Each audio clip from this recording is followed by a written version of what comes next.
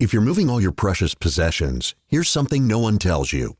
It's not just packing boxes. It's figuring out what supplies you need, how to lift without hurting yourself, how to protect what matters most, how to fit everything into a truck, and how to get it there safely and on time. That's where United Van Lines comes in. With nearly a century of experience, United knows exactly what movers like you need. Guidance, protection, and professionals who've done this thousands of times before. From careful packing and secure loading to transportation and final delivery, United handles every step so you don't have to guess, stress, or figure it out alone. Your belongings are protected, your timeline is respected, and no deposit is required. So instead of worrying about the details, you can focus on what comes next. A new place, new memories, and a fresh start. Your first big move doesn't have to feel overwhelming. Move with the people who know how to get you there. United Van Lines, America's #1 mover. Get a free quote at UnitedVanLines.com.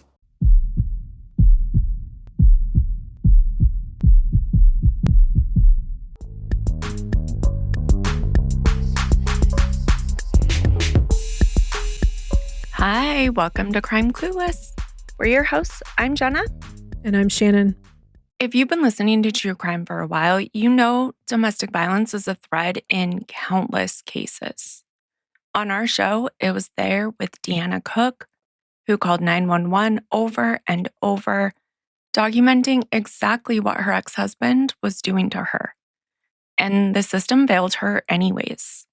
It was there with Crystal Rogers, whose relationship with her boyfriend turned violent long before she vanished from his family's farm. It was there in the case of Robert Durst with his wife, Kathy. And so often a case we cover on this show turns out to have this exact thread running underneath it. And that's part of why today's episode exists. We recently had the privilege of sitting down with Liz Ortenburger, who is the CEO of SafeNest's, Nevada's largest domestic sexual violence nonprofit, for our sister show, Vanished Voices. On that show, domestic violence isn't an occasional thread, it's case after case. It's not always the headline of the episode. Sometimes it's a footnote. Sometimes it's the thing a family member mentions almost in passing, maybe 3/4 of the way through an interview. It was there with Jermaine Charlo. It was there with Ricarda Tillman Lockett. It's been there in cases we haven't even been able to say it directly because no one ever filed a report. No one called a hotline. And so officially on paper, it simply never happened. And that's the part that's been sitting with me because when we go back and rebuild these women's timelines after they're already gone, we can usually find a pattern, a control issue here, maybe isolation from friends and family, a partner who always answered questions on her behalf, but almost none of it shows up anywhere before the disappearance. Not in a report, not in a record, not in anything a system could have used to intervene. Take Cecilia Huerta Gallegos. On the night of July 7th, 2019, a home security camera in San Antonio, Texas, caught her walking into the bedroom she shared with her husband. She never walked back out. Her husband told police they'd argued, that she'd cut him during a fight over infidelity and left with a man. The footage didn't match his story, though. She's never seen leaving. The next morning, the home surveillance system was mysteriously down for almost 2 hours. Cecilia's sister later said the family only learned the extent of what she'd been dealing with after she disappeared. Before that, nothing. No police report, no hotline call, no prior charge. As far as any official system was concerned, that house had no history at all. Her husband, Reyes, was arrested in 2019 on a charge of filing a false police report, and in 2021, he was indicted for her murder. He's out on bond. Her body has never been found, and his trial is still pending. Cecilia's case is one story, but the pattern underneath it is one we keep running into episode after episode. And it raises a question that matters a lot more than any single outcome. What would it actually take for someone to see this coming when there's no record of anything at all? That question is exactly why we wanted to talk to today's guest. And when the conversation with Liz turned out to be one of the most eye-opening ones we've recorded on why abuse happens, why the system keeps failing people, and what could actually change it, we didn't want it to just live over there. If you haven't checked out Banished Voices yet, this is a good excuse to find it. We bring a new case every Thursday, and I'm willing to bet you haven't heard most of them. For today, we wanted to bring Liz's conversation here too, because in true crime, the subject shows up more than we'd like, and it's really worth understanding.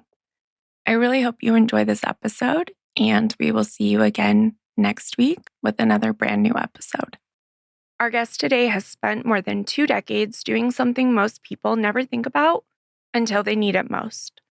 Liz Ortenburger is the CEO of SafeNest's, which is Nevada's largest and most comprehensive nonprofit addressing domestic and sexual violence. She leads a multi-million-dollar organization built around what she calls a full continuum of care: emergency response, prevention, education, housing, legal advocacy, and even offender intervention, all designed to interrupt cycles of violence at their roots, not just respond after the fact. Under her leadership, SafeNest has built partnerships with law enforcement, policymakers, healthcare systems, community leaders, all in trying to close the gap between these different systems that a survivor has to move through. What makes Liz worth listening to isn't just the scale of what she runs. It's that she's willing to challenge the way this entire field has operated for decades. She argues for a shift from punishment to prevention, from survivor-only solutions to system-wide accountability, and from silence to truth-telling. That's not a popular position in every room she walks into, and today you're going to hear exactly why she holds it anyway. Liz is currently a PhD candidate in public policy and administration at Walden University and holds an MBA from IESE Business School in Barcelona. She got her start at California State University, Fresno, where, before any of this, she was a nationally ranked track and field athlete and her cross-country team's captain. This is Liz Ortenburger. Hi, Liz. Thank you so much for joining us. Yeah, absolutely. It's my pleasure. This is going to be such a good episode. Yeah, I'm excited. We're so grateful to have you on the show. I can only imagine how packed your schedule is right now. I spent the last part of last week at Disneyland with my fun. on starting Friday for 2 weeks. So I'm like, it's kind of like that weird time where you're like, I have so much to do, but guess what? I'm checking out. Yes. That's what summer's for. Yeah. Liz, can you start by telling our listeners more about SafeNest and how it came to be? Yeah, absolutely. So SafeNest is located in Las Vegas, Nevada, and we serve the entire Clark County, which is the county Las Vegas is in. We have been doing this work locally since 1977, which is really when most domestic and sexual violence agencies started. You'll kind of see that similarity across the country. So we're coming up on our 50th anniversary. I have not been the CEO the entire time. I was one when it opened. But we've only had 2 CEOs. My predecessor, Estelle, was here for 38 years, and then I took over about 10 years ago and have been at the helm ever since. Nice. Yeah. You know what? For nonprofits to have that kind of stability is... Wow, almost unheard of. Yeah. Yeah. I feel fortunate that I stepped into her shoes and that I've been here for so long because we're able to accomplish... You just operating on a different plane when you've been in a place this long. Yeah, you have all that history. Yeah. Yeah. And so we work primarily in the anti-domestic and sexual violence spaces. SafeNest is a little bit different because we work with not only the survivors of these atrocities, but also the abusers that cause this. And we work with children who are affected and children that are likely to be the next generations of perpetrators. Oh, wow. We really do kind of, when we say we work to end domestic violence and sexual violence, we really are working to end it. You cannot end these things if you're not working with the perpetrators. Yeah. The potential next generation of perpetrators. Yeah. But for so long, this movement has only dealt with the survivor side. So SafeNest 30 years ago started working with abusers. And then we really, over the last 5 years, have expanded that work into a much larger format. Wow, that's fantastic. And honestly really unheard of to have a program with that kind of continuity and only 2 CEOs in almost 50 years. Yeah. Yeah, I know. And you know, I think it shows. I think it shows in our stability and our growth and our relationships with our funders and things like that. Solid. There isn't a change in mission or a change in creep or any of those kinds of things. We are here and just a part of this community and have been for almost 50 years. Wow. So working directly with perpetrators, what's been the most eye-opening part of that for you? Yeah. So while I've been in this job for 10 years, I didn't come from this work. I came from really youth development. Almost my entire career was in Girl Scouts and the YMCA. And so stepping into this space where we work with abusers, I think because I don't come from this movement, my natural inclination was like, well, why are people abusing? When that question is not asked as much as you would hope, right? We ask a lot of times, like, why doesn't she leave? Why did she get into that situation to begin with? Like, we put a lot of blame on the victim, and we also disbelieve male victims, right? So we have this like sort of the society, we have this entire sort of like inability to understand victimization anyway. It's one thing if a drunk driver hits you, everybody gets that. But if it's different than that, if it's like no violence, people are always suspicious, which is unfortunate because victims feel that for sure.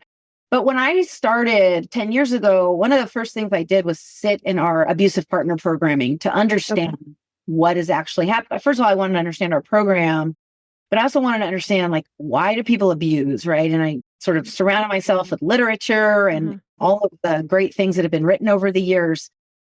And that was really eye-opening. Like, hurt people, right? You're not violent just because you're violent. You're not violent with someone who the society you're designed to love and protect and partner with without having some of your own pain.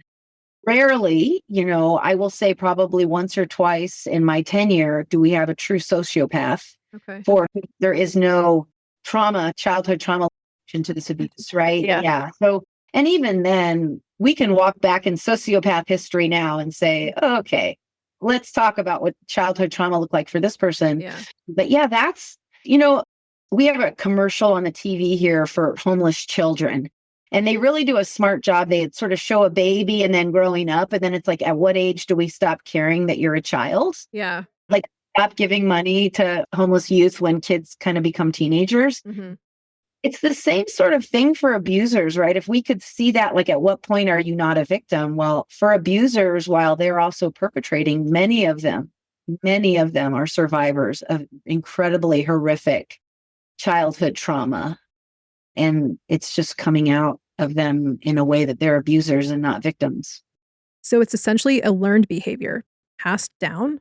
Yeah. I say for folks a lot, like, if you grew up in a household where your mom, like my ex-husband's mom was this way, like Christmas was like an all out, no stops, right? Christmas was this incredible event at their house. I have so many memorable Christmases from being with her. And if you grew up that way, I see my ex-husband doing a really phenomenal job creating that environment for our kids. I was not brought up that way. Christmas at my house, we're British. So, you're like, Santa came in the night and left your Christmas bag at the end of your bed, which you kind of open by yourself. And then you sort of like do things all day. And then you maybe open one or two gifts at night. Like, that's a British Christmas. Oh. You wear a crown from the cracker. But that's what I sort of like, a little bit more festivity, but that's what I recreate for my kids. And so abuse is the same. When you grow up in a household where abuse is regular, like people get into an argument and there's fisticuffs, you repeat that environment. In fact, the research is really clear. 76% of kids in a generational study growing up in those households repeated that cycle either as victim or as abuser, and in a lot of cases as both. Mutual combat, all those kinds of things are actually real. But when you're growing up in that environment, you repeat that. That's all you know. Without intervention, you will repeat it. Yeah. Yeah, that makes sense. So what does intervention actually look like? Yeah. So there's a group called the Alliance for Hope International out of San Diego. They have a summer camp program. Now it's a year-round program. They run across the country. And they have now, I want to say, for 25 plus years. It's called Camp for Hope. We run one here for our Las Vegas kiddos. And really what we're doing is we're taking these kids that are really at high risk for repeating these cycles. We're taking them to summer camp for a week. And it's like a normal summer camp experience. So we're giving childhood back. That's one of our goals. But the other thing that we kind of pepper them with through the week, not as an overt part of the program, but more as like I say, we're packing your metaphorical backpack so that when you're home and it's November and maybe there's violence in the household, you have things to pull on to get you through that time. And what we fill that backpack with is not sort of all these therapeutic tools. It's we teach these kids about what we call hope heroes. So these are everyday people who grew up in abusive circumstances that thrived beyond their environment. And it's not like, as much as I love Oprah, it's not Oprah because for most of my kiddos, that feels really unattainable, right? Yeah. It's like the assistant district attorney in San Diego who my kiddos and I was a camp counselor a few years ago. I didn't do it this year. So my story is from a couple of years ago. But this assistant DA in San Diego, he grew up in a household. His mom was deported when he was 14. That is a story my kids resonate with. Okay. Dad was an alcoholic and he had to raise his two younger siblings. He was a freshman in high school at the time while completing high school, then going on to his undergrad, then going on to law school to become the assistant district attorney in San Diego. This feels really attainable to my kids, right? They understand the power of separation, particularly from the primary caregiver if the other caregiver is incapacitated, whether it's incarceration or substance abuse. But then the responsibility that many of my kiddos that I work with feel for younger siblings and having to take on that parental burden at 14, that is a story my kids understand. Yeah. Hearing this story, right? And they're like, look, and so what we're filling their pathways with is hope, right? Stuff might suck right now. I'm not going to rip you out of here into the foster care system because gosh knows that's got its flaws. Yeah. It's going to suck, but what can I tell you? What can I help you? What can we support you with so that you know your path does not have to be the path that your parents have taken or the path that your caregiver's taken or the things that are happening to you in your life. You have power beyond that to not repeat that cycle and that violence is a choice. And so we talk a lot about that. That's what intervention looks like for kids. And if we could just get every school district in this country to realize most of their kids have some form of childhood trauma. Most of it is like, it's a scale of 1 to 10. If you've got more than 4, it's where we really know that your likelihood of intravenous drug use, obesity, incarceration, all these things go way up at a score of 4. Schools could just imagine if everybody had a 4. And instill this hope education throughout. And it's age appropriate for kindergarten and beyond. It has nothing to do with sexual education. It has nothing to do with your religious beliefs. It has nothing to do with anything that should alert any parent group other than I'm providing you with a story from someone in your community who looks and sounds and has struggled like you are, and they have gone on to live their best self. So it's really about teaching resilience. Yeah, it's really hope, right? So what we talk about is knowing that your future can be better than your present or your past, and that you have the power to make that happen, right? Because the corollary conversation to the assistant DA in San Diego is, okay, so what in your life is challenging? And how are you not going to let that define you? And what does that look like? And how do you write out a hope plan for yourself? And then how do you adjust that as time goes on, right? Maybe you don't go to college right out of high school. Maybe you have to drop out to take care of a sick parent or all of the circumstances. But that doesn't mean you have to give up on your hope, right? And so what does this look like? So we're really connecting kids to a vision of their future that is somewhat malleable, but that is kind of like this thing that they can see, they can get to, that pulls them out of this really hard time. And does the program give them concrete step-by-step ways to get there? Yes, they build. So we do this with our survivors and our youth as well. So we use this with everybody.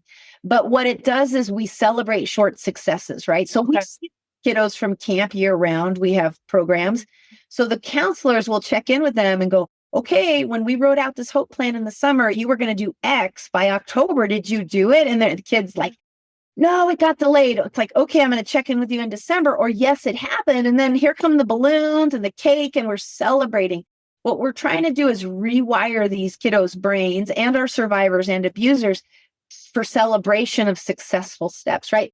At shelter, you get your driver's license, like that was a goal for you. We're celebrating that. And that's really, celebration means a lot to everybody, right? It's nice to celebrate it. And knowing that it's even a small step, it matters and we're proud of you and that, we can help you get there. And for the kids who don't hit their goal by the check-in date, how do you handle that? Reset, right? Like, let's talk about what got in your way, right? Yeah. That is a good, let's talk about why that didn't happen. And then and sometimes it's, super valid, like we moved or whatever, right? Yeah, and so right. didn't get a chance. So it's just okay, let's reset and try that again in 6 months when I see you after Christmas or whatever the next touch point is. I'd imagine some of them feel like they've failed when that happens. Yeah, we really do a lot to try to make this not feel like a fail, no fail situation. Right. The counselors are good at it's a pretty casual check-in. Also, my phenomenal VP that runs this program, Tanya, she knows all the parents, all the moms. They're mostly moms that are bringing the kids. She knows them all. And so she'll check in a little bit ahead, like, hey, did Junior meet his goal? Like, how about you? Can we push him a little bit to get there? So see him in a couple of weeks. And she's working all that magic behind the scenes. Okay. Really try to set up. And what we'll also do is okay, so maybe you're turning 16 and your goal was the driver's license and you didn't get it. But did you get signed up? What forward momentum did you make? So that we're encouraging still celebrating Something. Yeah. Got it. Yeah. Momentum is really the goal, right? Okay. Forward. Sometimes we're celebrating, you had to go 2 steps back. It's okay, let's talk about what that looked like for you. What we're helping kids do is just be vulnerable in the moment, who care about them, and realize sometimes too, their goals, they shift or they're really not going to get the goal that they set. So it's what do we do? Is there either another pathway to that goal or do we need to reset this goal completely? But what is that anchor point for you? Okay. Geez, I move in a few weeks and I just realized I have exactly 0 moving supplies. First big move? Uh-huh. I've been there. Rented a truck, scrounged around for boxes, bribed people with pizza, still lost a chair, strained my back, and my friendships. So, what you're telling me is maybe it's smart to hire a pro because I don't know what I'm doing. That's actually why I used Mayflower. They walked me through everything. What to pack, what not to, when things would happen. It was weirdly calming. We had a move coordinator, real movers. They handled the heavy stuff, the timing, all of it. That sounds very adult. Trust me, Mayflower made my first big move exciting instead of terrifying. Moving is a big step. Trust Mayflower to make it a confident one. Get a free move quote at mayflower.com. Mayflower, with you every step of the way. Big color, bigger savings. Sherwin-Williams Super Sale is here. Get 40% off paints and stains August 7th through the 13th with prices starting at $30.89. Whether you're refreshing your interior or exterior, we've got the colors to bring your vision to life. And with delivery, getting everything to your door is easier than ever. Shop online to have it delivered or visit your neighborhood Sherwin-Williams store. Click the banner to learn more. Retail sales only. Some exclusions apply. See store for details. Delivery available on qualifying orders. And you mentioned hope planning is really the first step in this whole process. Can you walk us through what comes after that? Yes. Yeah, absolutely. But I would just imagine if every child in the United States in public school or private school or wherever, imagine if every kiddo had a hope plan. If you moved to another school, that new 3rd grade teacher, say, can look in the system, see that hope plan, and then when they introduce themselves to you that morning, be like, I understand you want to be a doctor. That's so phenomenal. If everybody's encouraging kids in this way, even our kids that are most susceptible to risk, right? That are in these environments that every one of us wishes we could do something different about, right? Or they're rotating through the foster care system. That attachment to that plan and everybody's ability to connect with that plan would just be life-changing for particularly our kids that are most vulnerable in these spaces. Absolutely. How did the Hope Planning program come to be? How did it evolve into what it is today? Yeah. It's really, so there's two. So Casey Gwynn is kind of the father of the Family Justice Alliance for Hope movement. His dad was sadly very abusive. His dad was also, though, a camp guy. He ran camps, and I knew his dad sort of in a sideways in my other life as a camp person. So when I connected with the Alliance for Hope and the Camp Hope program, I was like, oh my gosh, this makes so much sense to me. And that was about 9 years ago. And we just said, yes, we'll run a Camp Hope program, but then also we want to take this hope, the science of hope. One thing that SafeNest does is we're very data driven. So hope, there's a ton of research behind it. There's metrics, there's a way to measure it. There are all these great things that it's like music to my geeked out ears. I'm like, oh, fantastic. So we implemented that entire hope structure into our computer software. So everybody's taking a hope score on our survivors, on our abusers, and on the kids that we work with, because what we want to see and really measure is whether or not our program is increasing hope. It doesn't really matter if you come to me with a low hope score or a high hope score. What I want to know is that I increased that hope for you, or some semblance of the SafeNest program increase that hope for you. And this, by the way, is an incredibly interesting sort of nonprofit reality, especially those of us that work in the social safety net. Hope is kind of like, how do we measure apples to apples across the nonprofit? It's, are you increasing hope? Everybody from a Big Brothers, Big Sisters, Boys and Girls Club, Girl Scouts, all of these programs should be able to show that they're increasing hope, and they all should be measuring it, and including like our legal aid center here, which is phenomenal. If they measured pre and post hope, right, then we're all measuring the same things.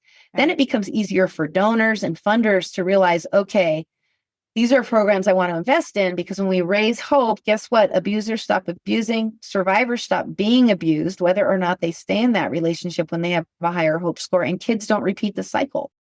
So it's a phenomenally important sort of baseline that we could put throughout our society. Do you have a sense of how many people you're able to work with at any given time? No. I mean, we're restricted in our residential program and our therapy program only by resources. What'll happen in therapy is the waiting list will just get longer.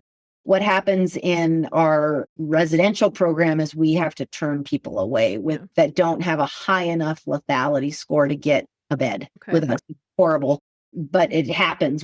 We just don't have the resources. But all of our other programs, so court support, hotline, and everything else that we do doesn't have a limit.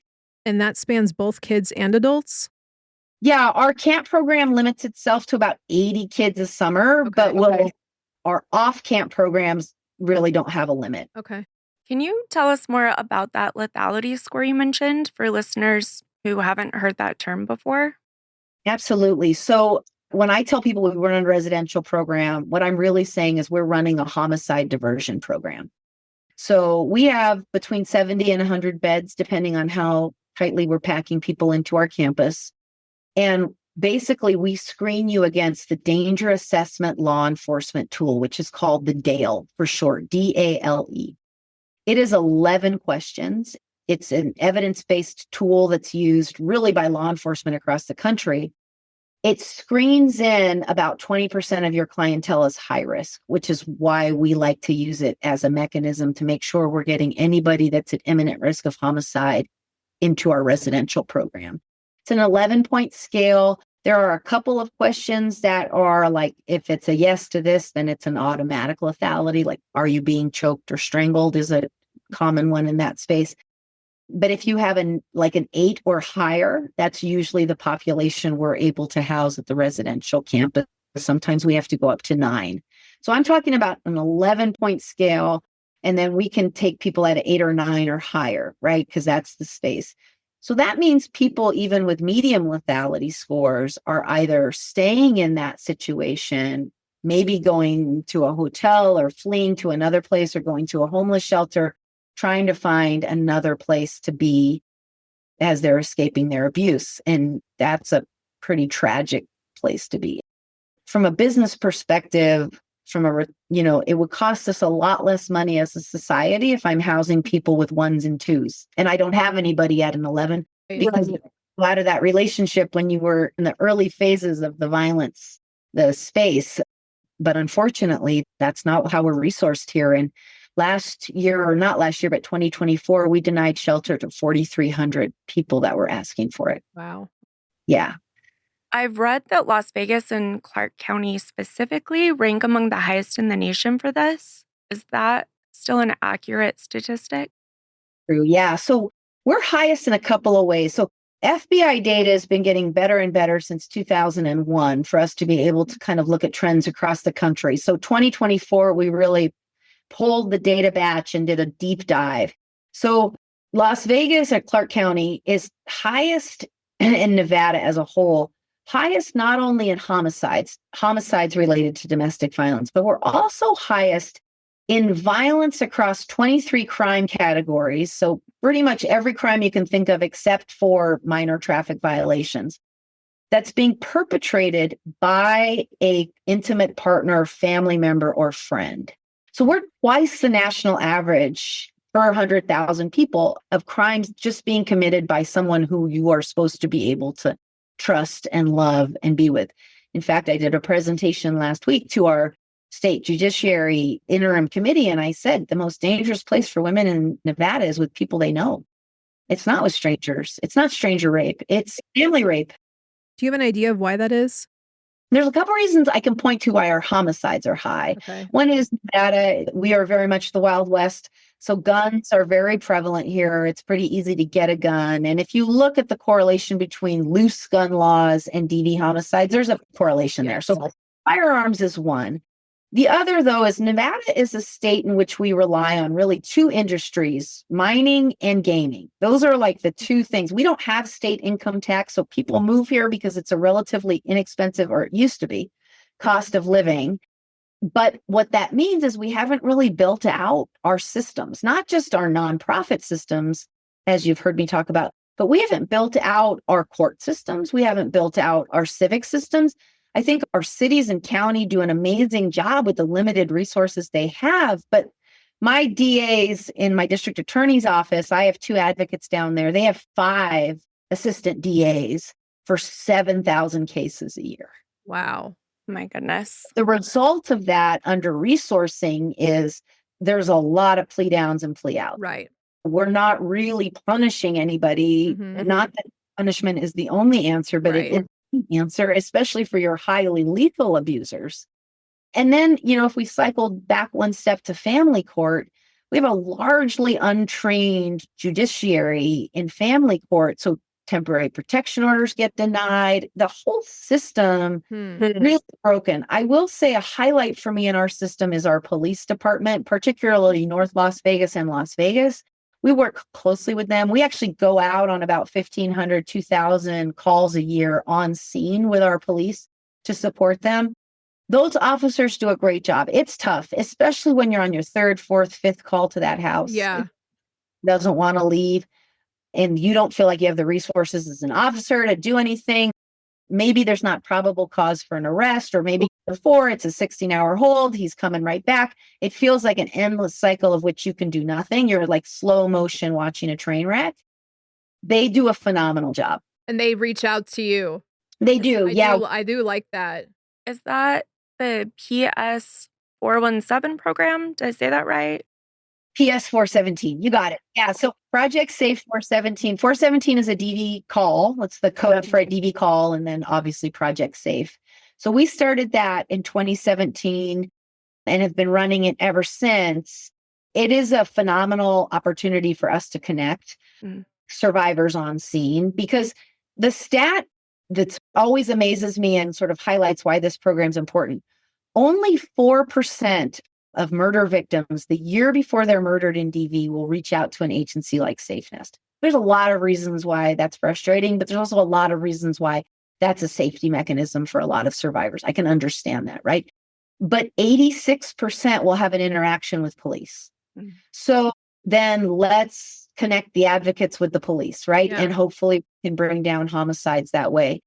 Before COVID, we had more traction. COVID really slowed everything down, and we're not quite even back at our same on-scene response that we were before COVID.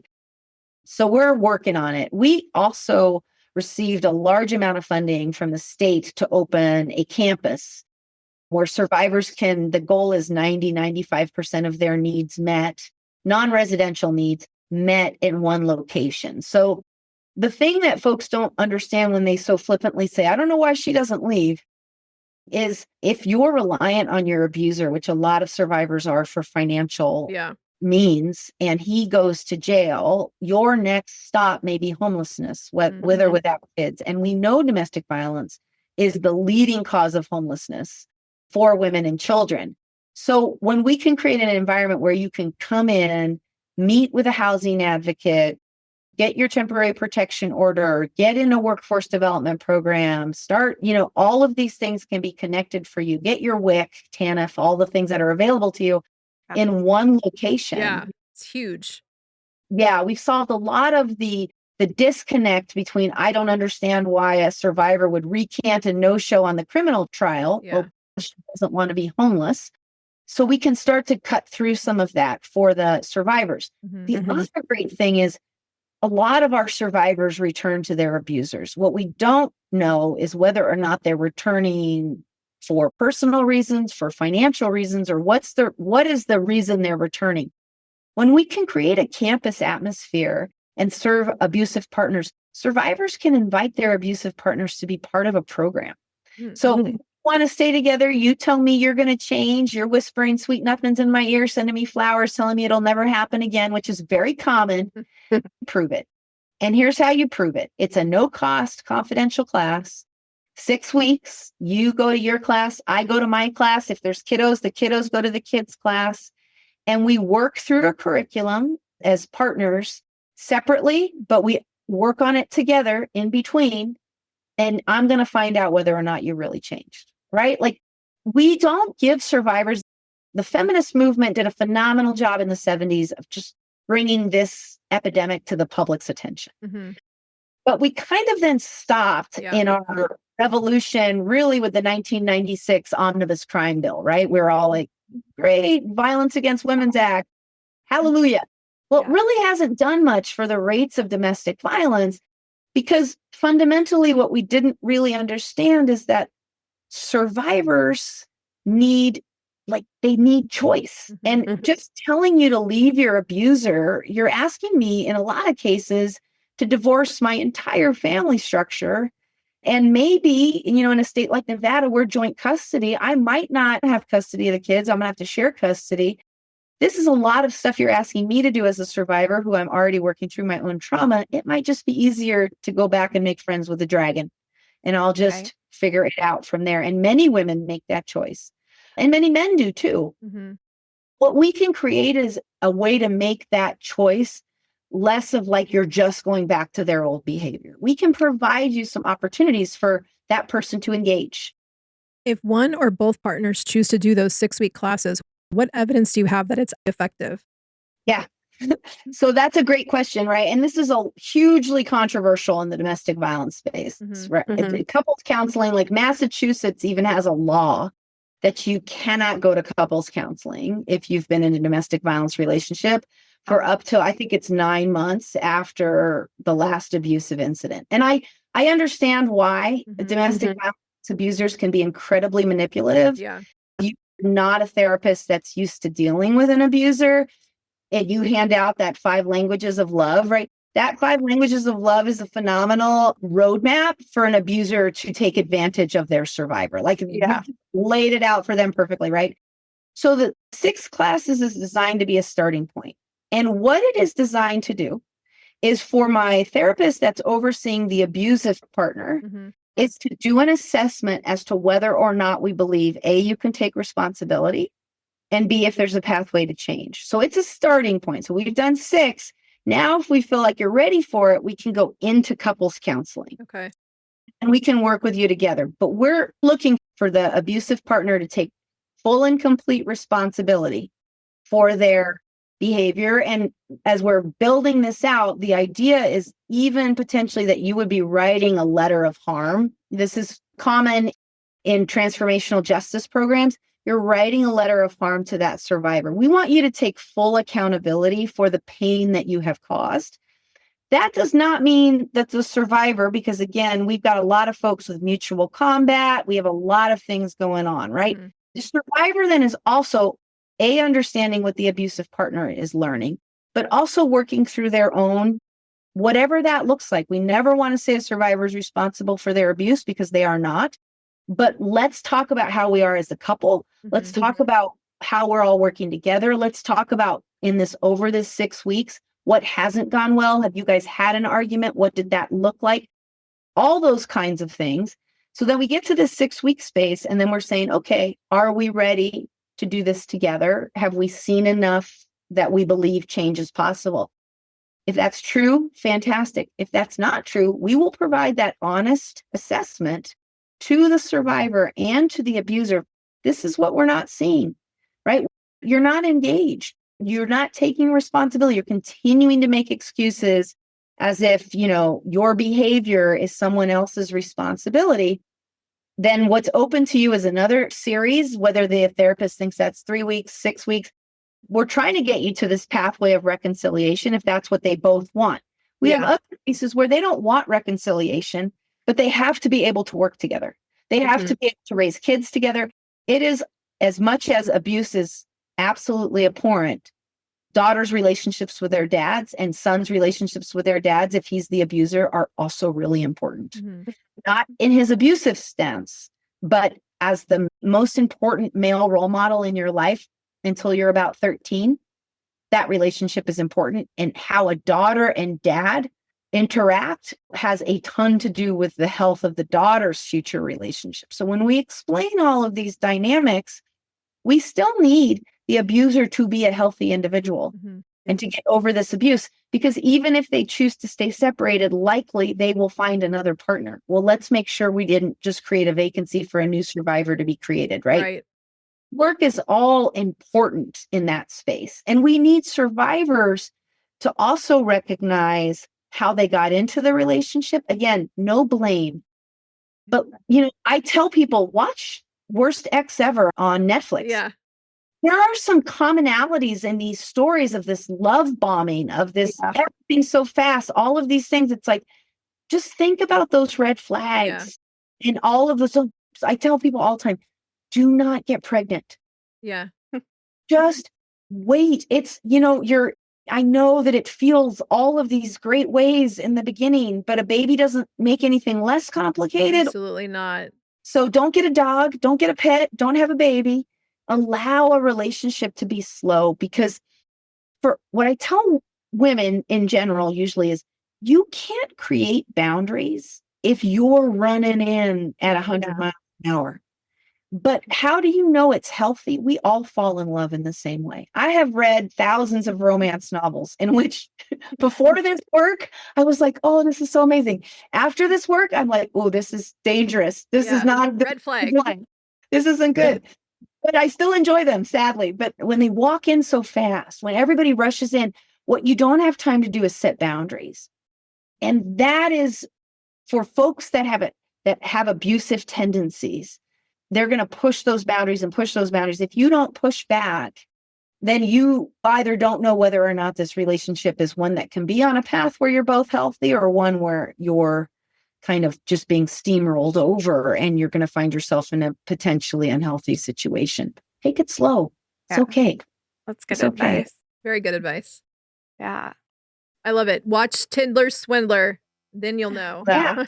Oh my gosh. Right. Like I am always like, you know what frustrates me too is people watch those and they go, well, that would never be me. And I go, I think that is a really unfair position to take, because we all fall in love in our brain with these things. And as women, we are sort of pre-wired to take care of the people that come into our sphere, right? And so when, we've fallen in love, our brain's done that thing. And when we start to then see these unhealthy tendencies, particularly what abusers do well, is they talk about their childhood trauma. We kind of move into that mom mode where we're, oh my gosh, let me help you work through this trauma. I tell people all the time, you do not need to be their partner in their trauma. Right.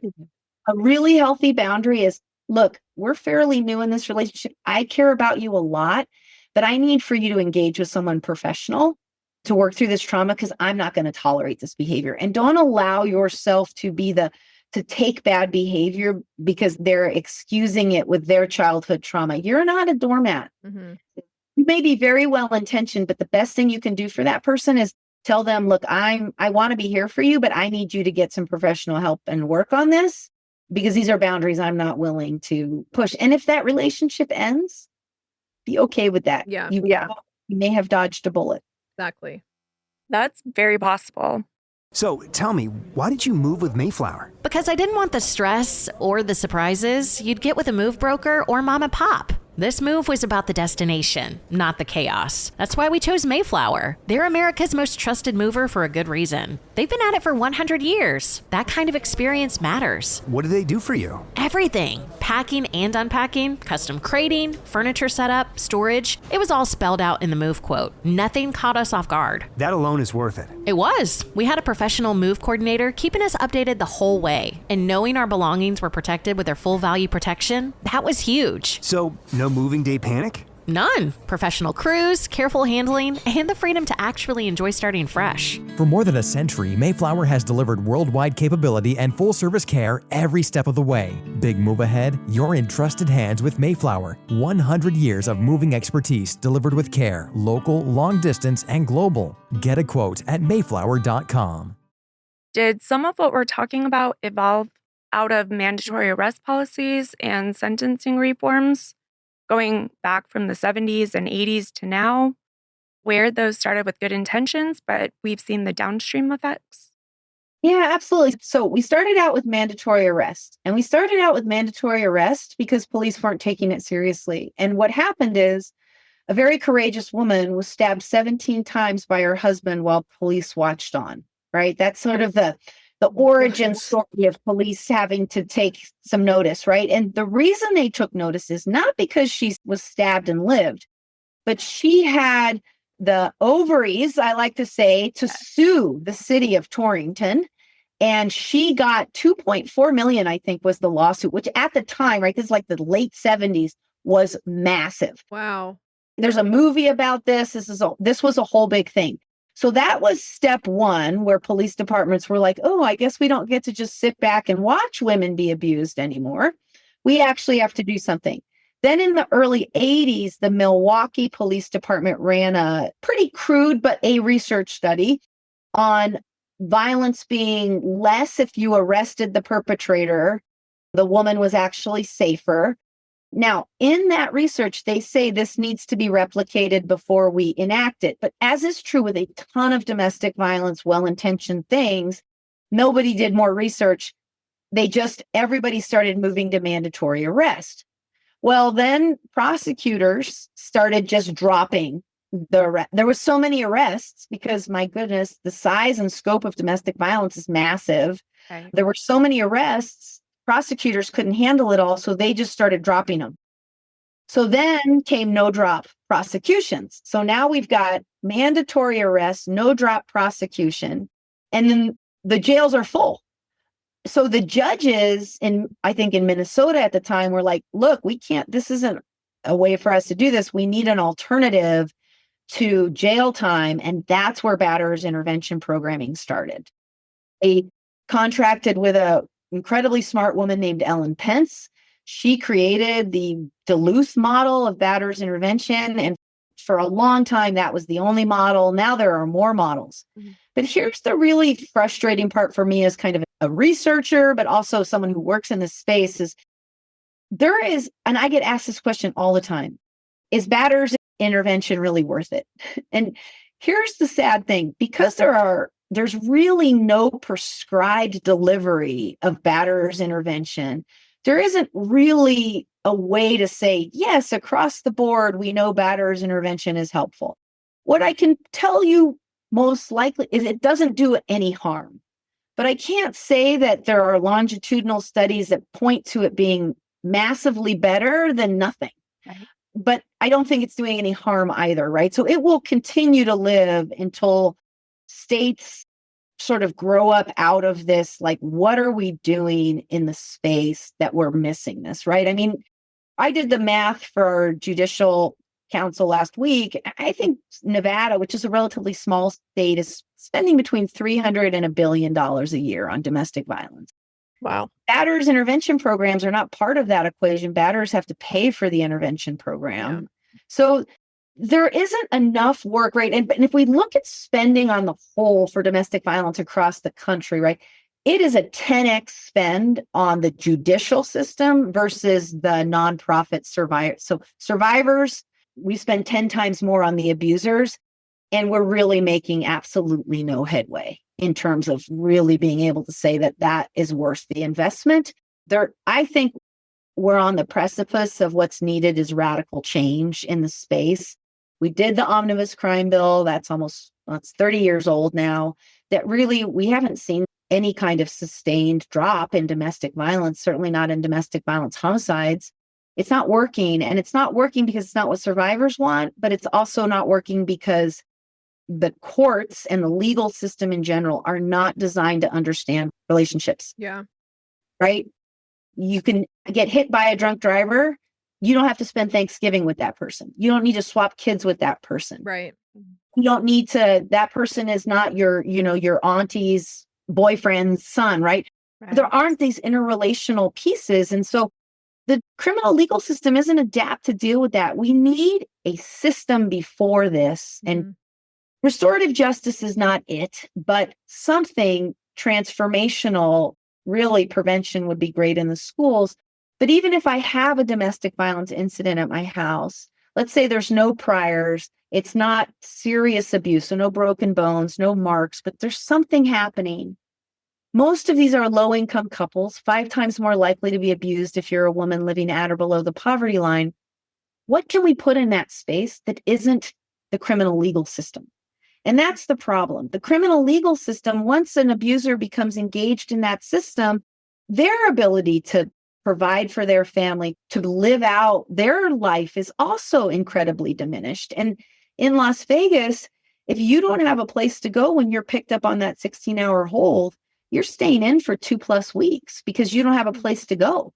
So you're now you've lost your job, your life is turned upside down. And I'm not making excuses for abusers, but understanding the economics and the spaces in which these are happening, we need better solutions. And we need solutions where folks can come forward, not to be incarcerated, not to be tackled in the legal system, but to really get help. What is a healthy relationship? What does all this mean, right? If we're not doing that in schools, what other community support, particularly low-income communities, can we provide? Right. And you probably get pushback on the idea of directing funding towards abusers, even though we're technically already spending 10 times that anyway. Oh, yeah. Yeah, I was so in Nevada, we have marriages here, obviously, and people inside every marriage license is $50. It gets put into a statewide pot. It gets divided up amongst agencies like SafeNest's who do this work. And so it's great. It's the only funding we get from the state year over year.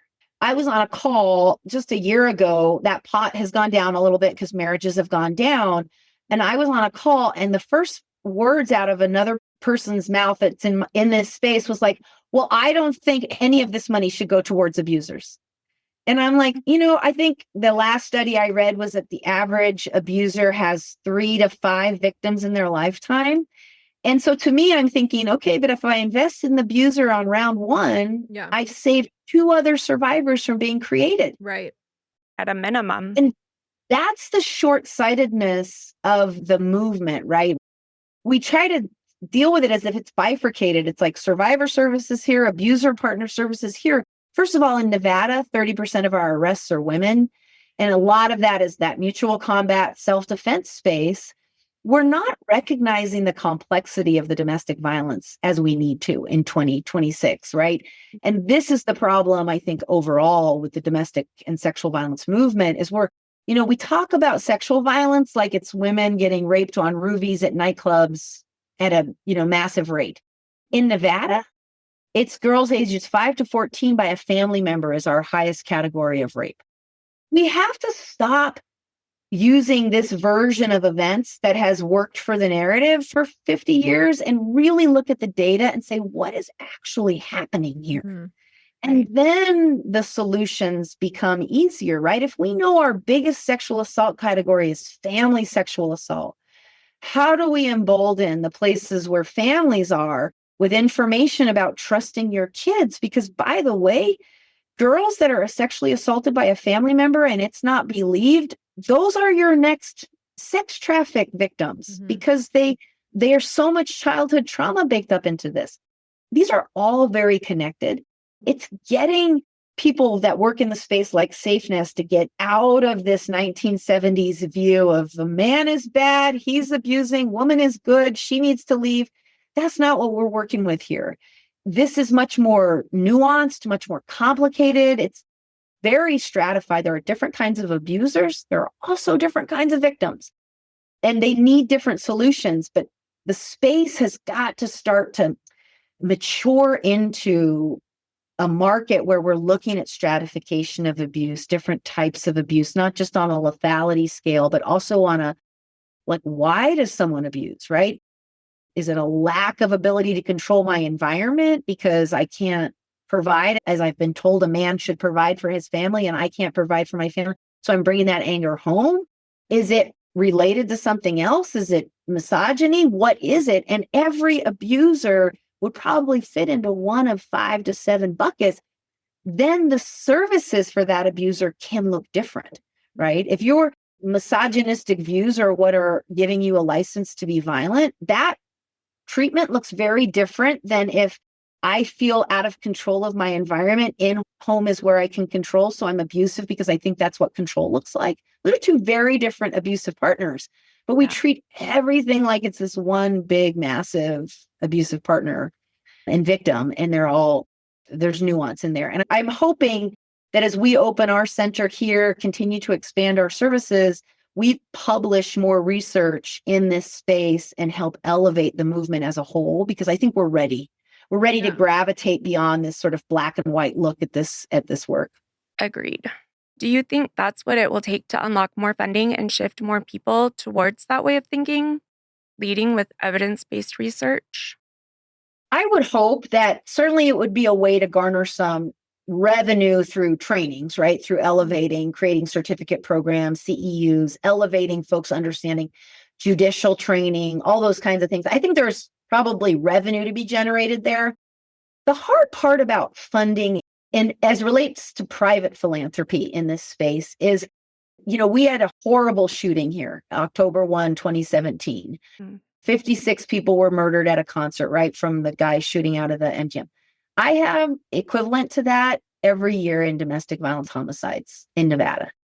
Getting my community to care about that is really hard, because these are low-income women being murdered behind closed doors. Yeah. We had 56 homicides on the Strip every year. You better believe our county commissioners would actually care about what happened in our community. But because these are low-income women, and because society seems to have an ability to blame these women for their circumstances, most of our homicides are women, which is why I'm genderizing this. But there doesn't seem to be an outpouring of like, well, let me give to that, because I think people feel like they're giving to a black hole, because what I hear all the time is, well, there's always going to be domestic violence. When I talk about, I know it's a very sad, like, I'm like, well, okay, I guess I'll just quit now. I And know. go work. I'm like, I have ideas. Yeah. So I'm not that defeatist, but what I can raise money for is kids and pets. People love pets. So we have a pet program in our shelter. Our youth program garners a lot of support. People like that we're trying to break the cycle with youth. And then get smart about the business I'm running for my survivors, who getting funding for them is really hard. Interestingly enough, can get enough funding for abusers. Men give to men.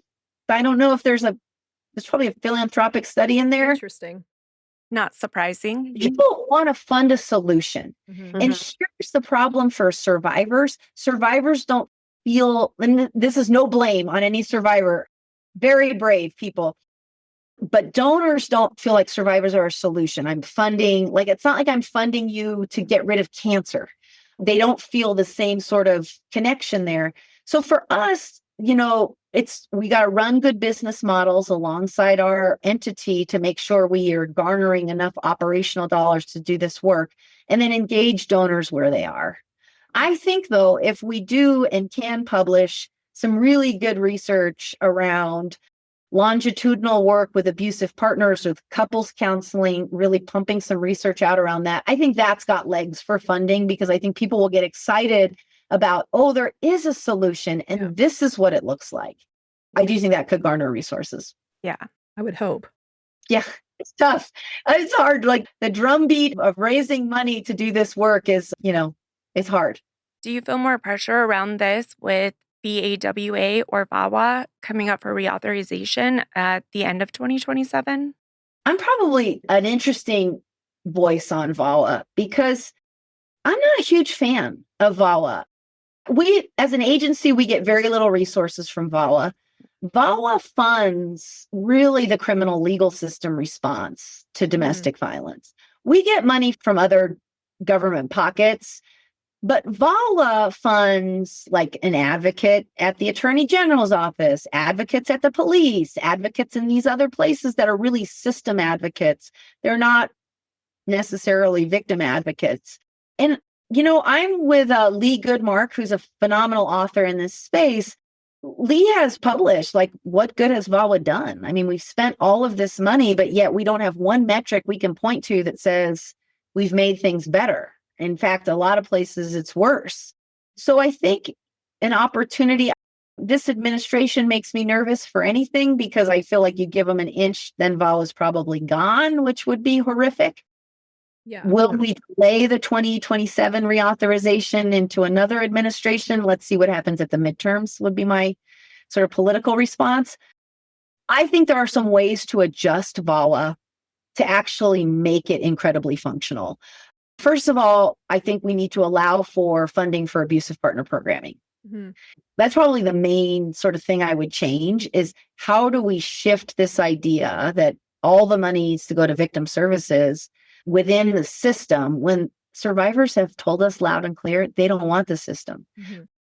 We did a study that was published internationally just a few months ago with our local university, UNLV, around what survivors want from the justice system.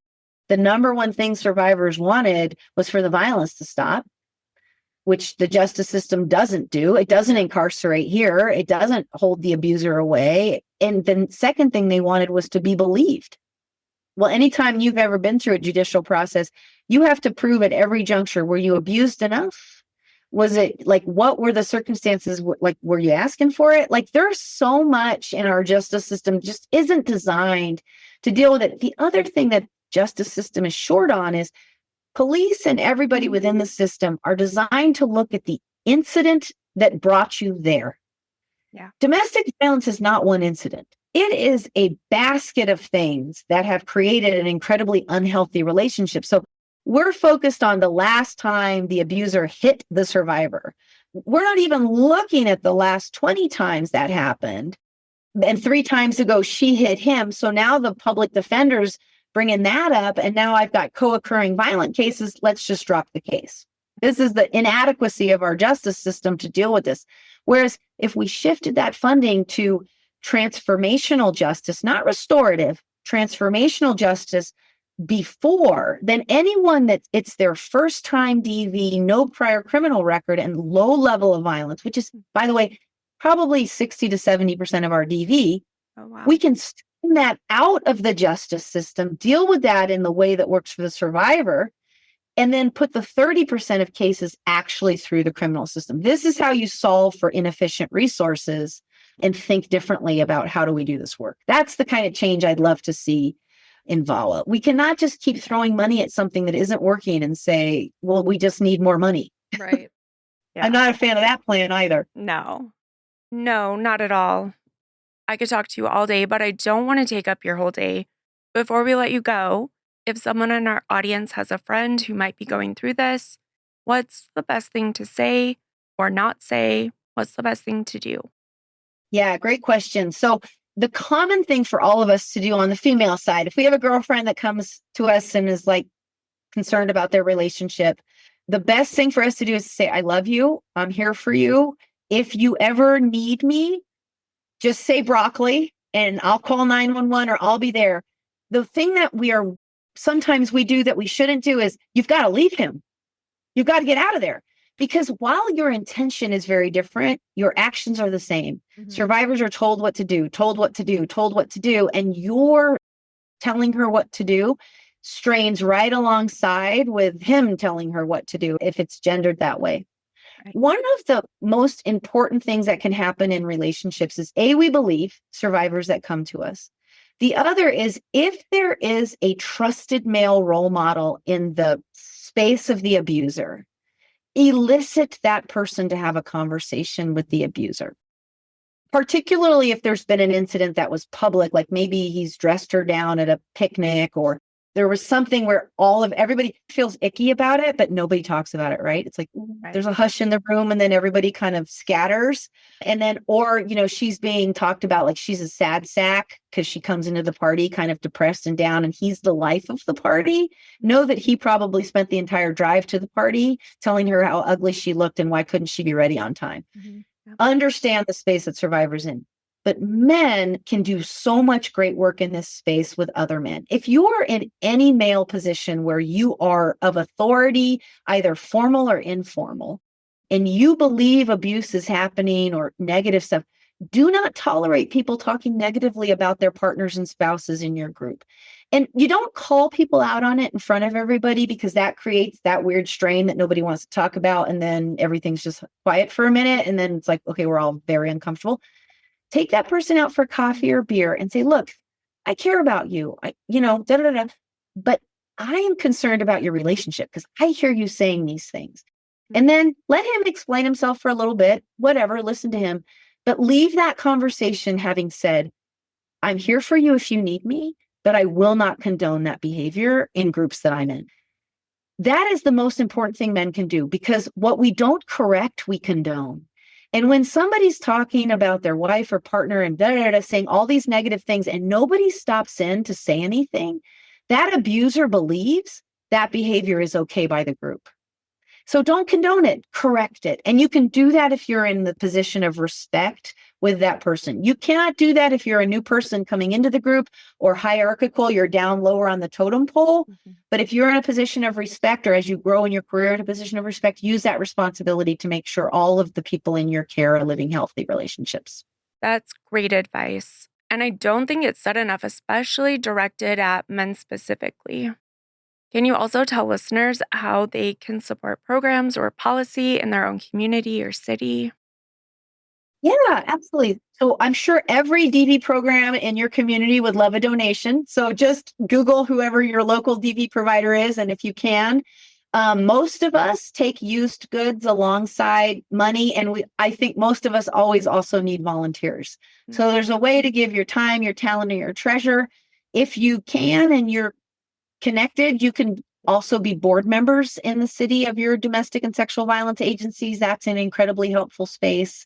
So all those things are really, really helpful. And even sometimes just sending your DV agency a note going, I know the work is hard, but I appreciate you. Know that they're working really hard to keep your community safe. And a lot of that work goes unseen.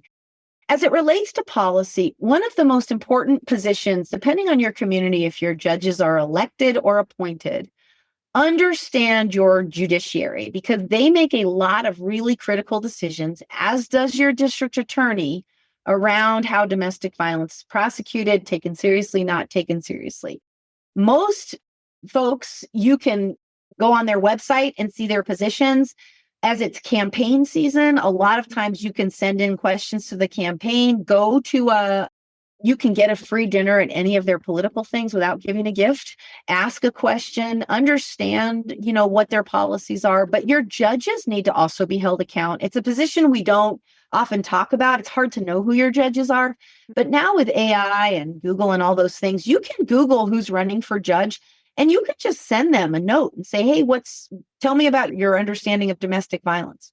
You'll learn a lot from who responds and who doesn't. And then this one I know probably drives the politicians crazy in my neighborhood. But when people knock on your door to talk about politics, like, they're doing their campaign thing, first of all, know that they're, at least in Nevada, most of our politicians are volunteers. So thank them for volunteering for a shit job nobody wants.